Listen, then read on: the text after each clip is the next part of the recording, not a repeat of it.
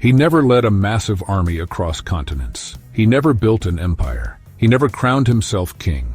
And yet more generals, emperors, CEOs, politicians, and intelligence agencies have studied his words than those of any conqueror in history. A man who may have lived 2,500 years ago, whose book is still taught at military academies today, and whose ideas decide wars before the first shot is fired. His name was Sun Tzu. In this video, you'll discover why his strategies still shape modern warfare, business, and politics.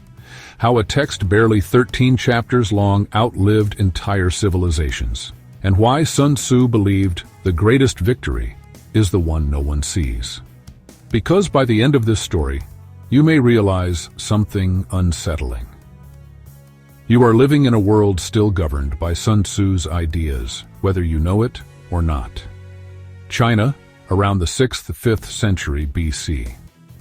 This is not a unified empire. It is a fractured land of rival states, constant betrayal, shifting alliances, and endless bloodshed, a period known as the Spring and Autumn era, soon followed by the Warring States period.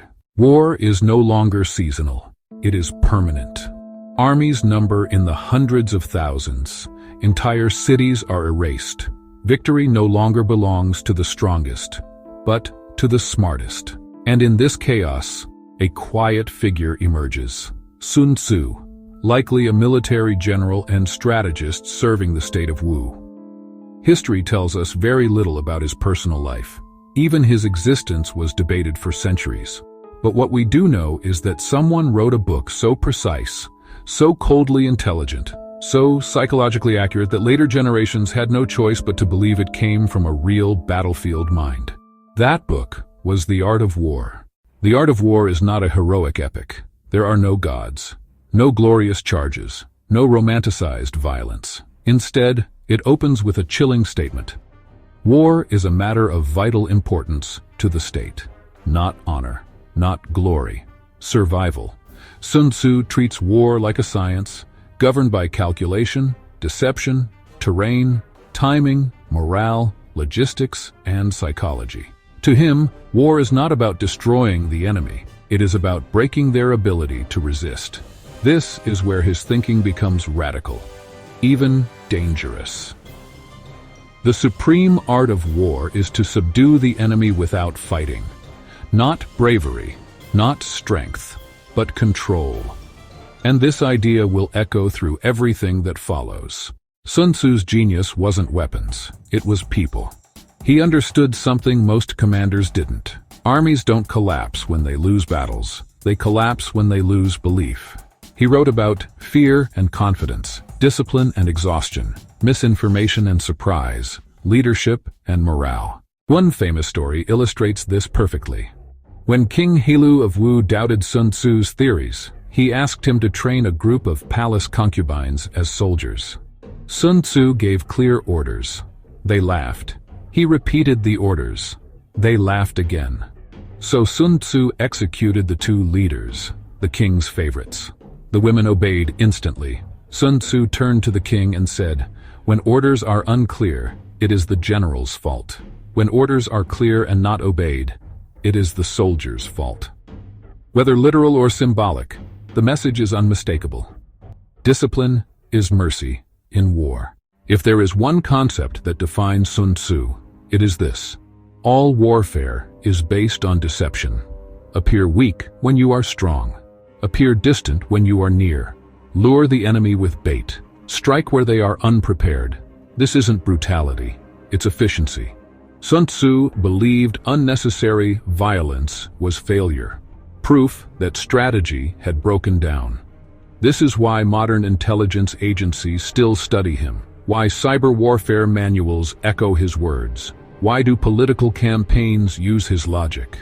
Because Sun Tzu wasn't writing about swords, he was writing about decision-making under pressure. If you're still watching, you're exactly the kind of viewer this channel exists for. Someone who wants to understand how power actually works, not how it's advertised. If you want to support documentaries like this, consider becoming a member of 5 Minutes of Culture. It helps us keep producing long-form, deeply researched episodes like this one. Now let's continue, because this is where Sun Tzu becomes timeless. Most ancient military manuals disappeared with the empires that wrote them, but the art of war survived. Why? Because it is abstract enough to evolve. It was used by Chinese generals, Japanese samurai, Napoleon Bonaparte, Mao Zedong, American military academies, corporate strategists, and competitive sports coaches. Even today, it is mandatory reading at West Point and studied in business schools. Because the battlefield changed, but human nature did not.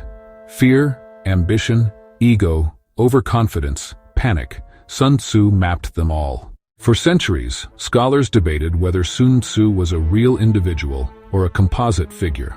Modern archaeology suggests that parts of the art of war were likely refined over generations. Excavated bamboo texts from the Han Dynasty support its early origin. But its core reflects a single, coherent, strategic mind. In other words, Sun Tzu may not be one man, but the ideas are undeniably real. And that may make them even more powerful. Sun Tzu believed the greatest mistake was to underestimate your opponent. If you know the enemy and know yourself, you need not fear the result of 100 battles. This is not about domination, it's about awareness. And here's the unsettling truth. Most conflicts today, political, economic, personal, are fought by people who understand neither. That's why Sun Tzu remains relevant. He teaches restraint, preparation, self-knowledge, and he warns us, the moment you crave victory too much, you've already lost control. Sun Tzu never sought fame. He never built monuments. He never conquered the world. And yet, his ideas did. They crossed centuries, languages, empires. They whisper in boardrooms, war rooms, and election strategies. So the next time you hear the phrase, the art of war, remember, it's not a book about killing. It's a book about thinking.